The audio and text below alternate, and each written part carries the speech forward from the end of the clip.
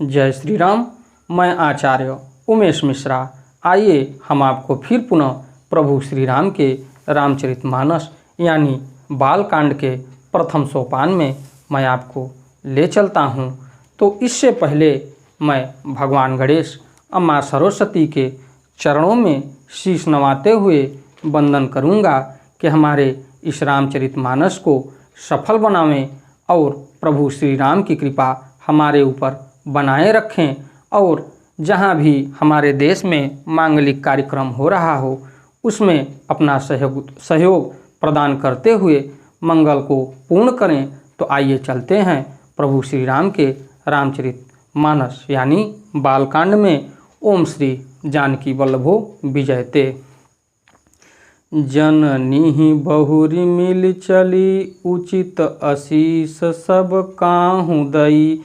फिर बिलोकति मातु तन, तब सखी लय शिव पहि गई।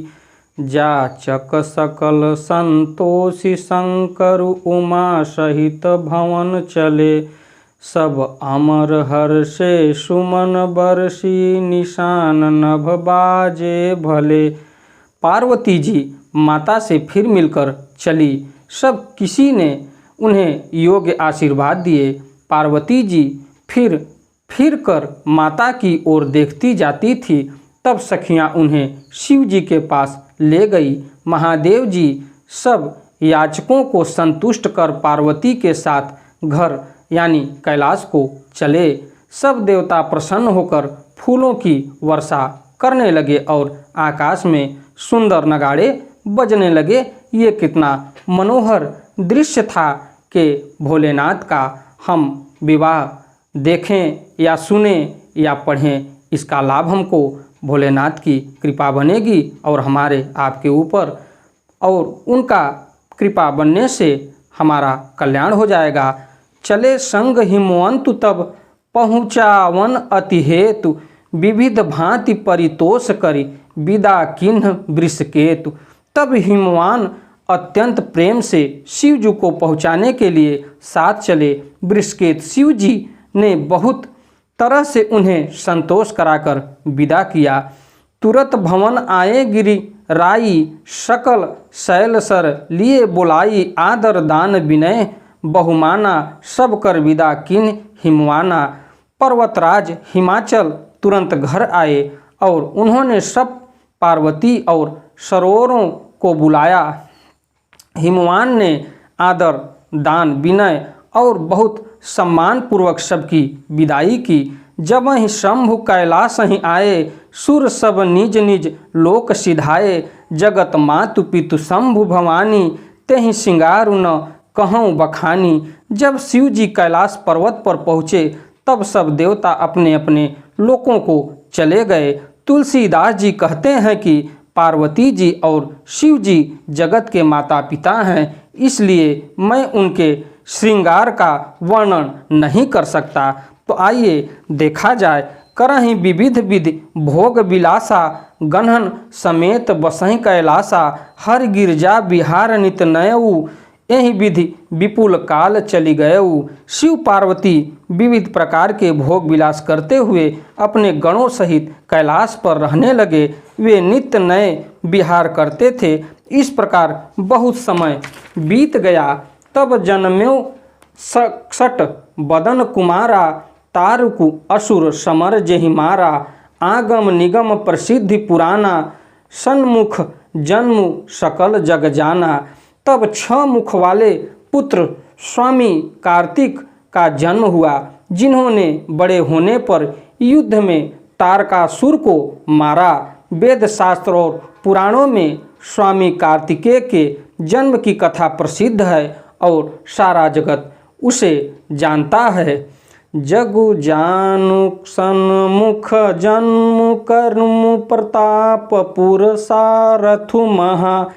तेहि हेतु मैं वृषकेतु सुत कर चरित संक्षेप ही कहा। यह उमा शंभु विबाहु, जे नर नारी कहीं जे गावहीं। कल्याण काज विवाह मंगल, सर्वदा सुख पावहीं। सदानंद स्वामी कार्तिकेय के जन्म, कर्म, प्रताप और महान पुरुषार्थ को सारा जगत जानता है। इसलिए मैंने वृषकेतु शिव जी के पुत्र का चरित्र संक्षेप से ही कहा है। शिव पार्वती के विवाह की इस कथा को जो स्त्री पुरुष कहेंगे और गाएंगे वे कल्याण के कार्यों और विवाहादि मंगलों में सदा सुख पावेंगे। चरित सिंधु गिरजा रमन वेद न पावहि पारु, वर्णय तुलसीदास किम अतिमति मंद गंवारु। गिरजापति महादेव जी का चरित्र समुद्र के समान अपार है, उसका पार वेद भी नहीं पाते। तब अत्यंत मंद बुद्धि और गंवार तुलसीदास उसका वर्णन कैसे कर सकते हैं। शंभु चरित सुनि सरस सुहावा, भरद्वाज मुनि अति सुख पावा। बहुलालसा कथा पर बाढ़ी, नयन नीरु रोमावली ठाढ़ी। शिव जी के रसीले और सुहावने चरित्र को सुनकर मुनि भरद्वाज जी ने बहुत ही सुख पाया। कथा सुनने की उनकी लालसा बहुत बढ़ गई, नेत्रों में जल भर आए तथा रोमावली खड़ी हो गई। प्रेम विवश मुख आवन बानी, दशा देखी हर्षे मुनि ज्ञानी। अहो धन्य तब जन्म मुनीषा, तुम्हें प्राण सम प्रिय गौरीशा। हे प्रेम में मुग्ध हो गए, मुख से वाणी नहीं निकलती। उनकी यह दशा देखकर ज्ञानी मुनि यज्ञवल्लभ बहुत प्रसन्न हुए और बोले, हे मुनीश, आहा हा तुम्हारा जन्म धन्य है। तुमको गौरीपति शिव जी की प्राणों के समान प्रिय हैं। शिव पद कमल जिन्हें रति नाही, राम ही ते सपने न सोहाही। बिनु छल विश्वनाथ पद नेहूँ, राम भगत कर लक्षण एहूँ। शिव जी के चरण कमलों में जिनकी प्रीति नहीं है वे श्री रामचंद्र जी को स्वप्रमेय भी अच्छे नहीं लगते। विश्वनाथ शिव जी के चरणों में निष्कपट विशुद्ध प्रेम होना यही राम भक्त का लक्षण है। शिव सम को रघुपति व्रतधारी, बिनु अधितज सती असी नारी। पनु करी रघुपति भगति दिखाई, को शिव सम राम ही प्रिय भाई। शिव जी के समय रघुनाथ जी की भक्ति का व्रत धारण करने वाला कौन है, जिन्होंने बिना ही पाप के सती जैसी स्त्री को त्याग दिया और प्रतिज्ञा करके श्री रघुनाथ जी की भक्ति को दिखा दिया। हे भाई, श्री रामचंद्र जी को शिव जी के समान और कौन प्यारा है। प्रथम ही मैं कही शिव चरित, बुझा मरम तुम्हार। शुचि सेवक तुम राम के, रहित समस्त विकार। मैंने पहले ही शिव जी का चरित्र कहकर तुम्हारा भेद समझ लिया। तुम श्री रामचंद्र जी के पवित्र सेवक हो और समस्त दोषों से रहित हो।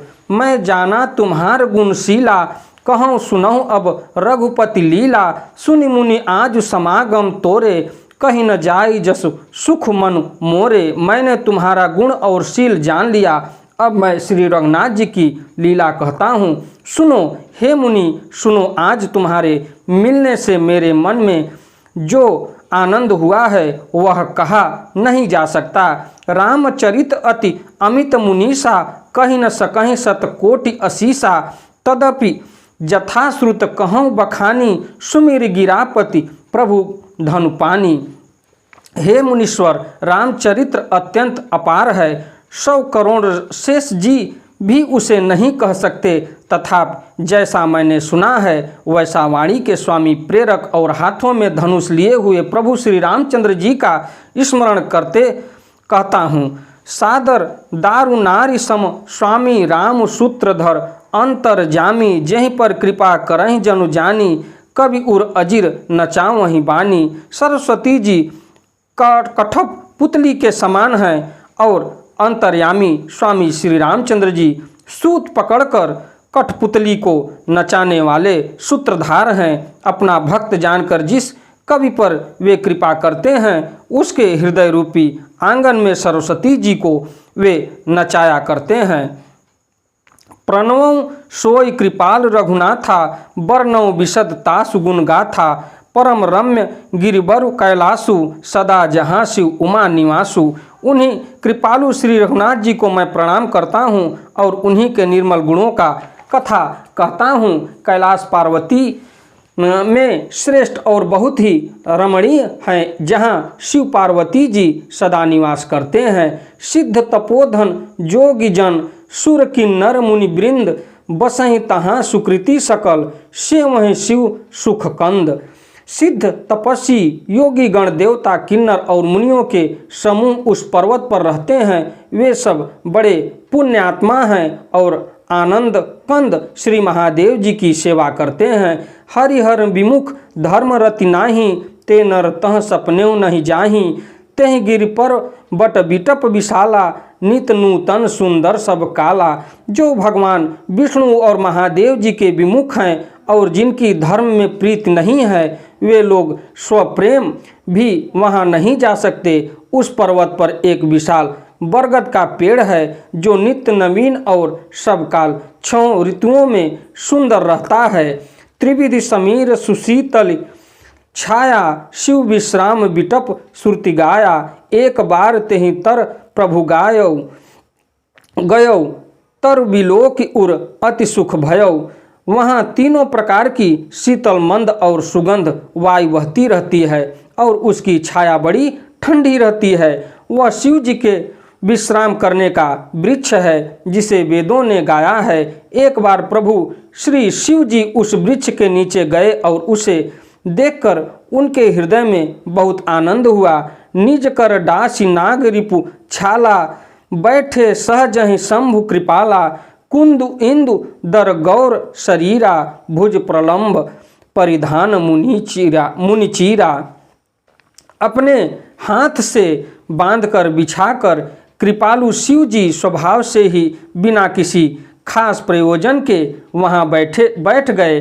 कुंद के पुष्प चंद्रमा और शंख के समान उनका गौर शरीर था। बड़ी लंबी भुजाएं थी और वे मुनियों के से वलकल वस्त्र धारण किए हुए थे। तरुण अरुण अंबुज समचरना नखदूति भगत हृदय तम हरना भुजुग भूति भूषण त्रिपुरारी आनन शरद चंद छवि हारी। उनके चरण नए पूर्ण रूप से खिले हुए लाल कमल के समान थे। नखों की ज्योति भक्तों के हृदय का अंधकार होने वाली थी। सांप और भस्म ही उनके भूषण या आभूषण थे और उन त्रिपुरारी सूर्य के शत्रु शिव जी का मुख शरद पूर्णिमा के चंद्रमा की शोभा को भी हराने वाला फीकी करने वाला था। जटा मुकुट सुर सरित सिर लोचन नलिन विशाल नीलकंठ लावण्य निधि सोह बाल विधु भाल। उनके सिर पर जटाओं का मुकुट और गंगा जी शोभायान थी। कमल के समान बड़े बड़े नेत्र थे। उनका नीला कंठ था और वे सुंदरता के भंडार थे। उनके मस्तक पर द्वितीया का चंद्रमा शोभित था। बैठे सोह काम रिपु कैसे धरे शरीर शांत रस जैसे पार्वती भल अवसर जानी गई शंभु पहि मातु भवानी। कामदेव के शत्रु शिव जी वहाँ बैठे हुए ऐसे शोभित हो रहे थे मानो शांत रस ही शरीर धारण किए बैठा हो। अच्छा मौका जानकर पार्वती पत्नी माता पार्वती जी उनके पास गई। जान प्रिया आदर अति कीन्हा वाम भाग आसन हरिदीन्हा बैठी शिव समीप हर्षाई पूर्व जन्म कथा चित आई। अपनी प्यारी पत्नी जानकर शिव जी ने उनका बहुत आदर सत्कार किया और अपनी बाईं ओर बैठने के लिए आसन दिया। पार्वती जी प्रसन्न होकर शिव जी के पास बैठ गई। उन्हें पिछले जन्म की कथा स्मरण हो आई। पति ही हेतु अधिक अनुमाना बिहसी उमा बोली प्रियबानी कथा जो सकल लोक हितकारी सोई पूछन चह शैल कुमारी। स्वामी के हृदय में अपने ऊपर पहले की अपेक्षा अधिक प्रेम समझकर पार्वती जी हंसकर प्रिय वचन बोली। यज्ञवल्क्य जी कहते हैं कि जो कथा सब लोगों का हित करने वाली है उसे ही पार्वती जी पूछना चाहती हैं। विश्वनाथ मम नाथ पुरारी त्रिभुवन महिमा विदित तुम्हारी चर अरु अचर नाग नर देवा सकल करहि पद पंकज सेवा।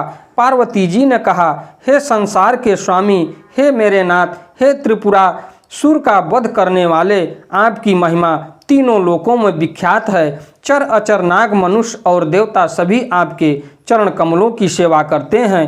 प्रभु समरथ सर्वज्ञ शिव सकल कला गुण धाम, जोग ज्ञान वैराग्य निधि प्रणत कल्प तरु नाम।